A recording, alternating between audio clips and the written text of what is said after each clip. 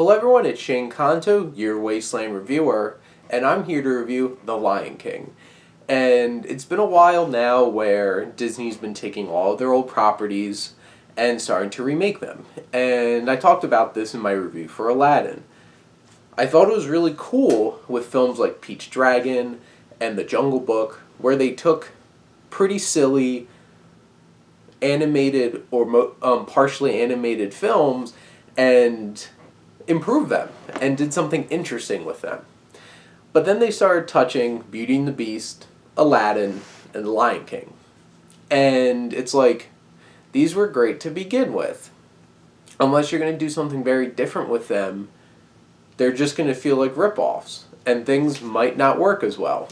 And then you get to The Lion King, which honestly the reviews have not been great for this film. I had a fun time with it. But literally, it's almost shot for shot the same exact movie, except with traditional hand-drawn animation with CGI.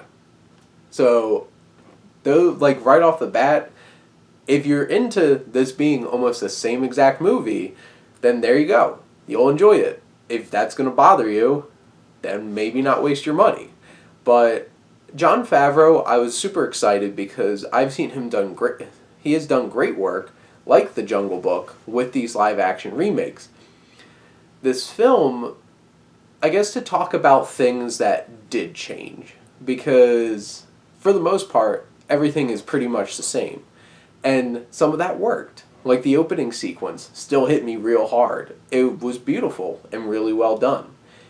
Scene with Mufasa still really works. And also, me saying this is almost the same exact movie also insinuates that if you've seen The Lion King, the animated one, you know exactly what's going to happen in this movie. So it might be a little bit lenient with quote-unquote spoilers of a film that came out in 1994. But some of the things that they did change, they made some little tweaks that make it more realistic, quote-unquote, because these are supposed to be actual animals. So there's certain parts, like I was actually having a conversation with my coworker talking about this film, and she was bringing up points. It's like, is like Simba going to be sliding down a giraffe and all kinds of fun stuff while singing? And it's like, no, because a lion really wouldn't do that.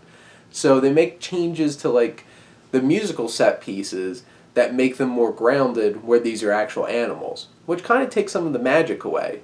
But also, this is a different medium, so that's the beauty of this animated film. They could be fun and creative with it. This, you kind of lose some of that magic. And then they're so photorealistic, there's no emotion on any of these animals like around here. So then there's moments where it's just like, it felt a little flat. And some of the vocal performances, like Donald Glover was just, it felt weird, honestly. And Beyonce was just, God, why? Well, I know why they picked Beyonce for this movie. Also, so she could shoehorn in a pretty lame pop song that she made for the movie. But they were really uninspired.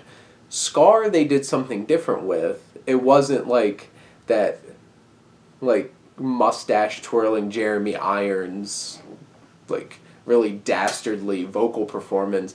It was, Chiwetel Ejiofor was a lot more subdued, but also creepy. And they made some changes with Be Prepared that I don't think a whole lot of people are going to be happy about. But honestly, Timon and Pumbaa kind of steal this show, because Seth Rogen and especially Billy Eichner were great in this film.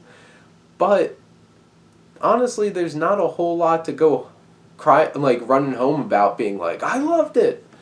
And somehow this movie's 30 minutes longer. But there isn't anything subtly, like, added, like, that's outwardly like, oh, here's a whole new scene. They just kind of slowly expanded things to the point where this film magically got 30 extra minutes to it. And I don't think that was for the best. And if you're a fan of Rafiki, you'll probably be disappointed, because he was probably the character that they took the most away from.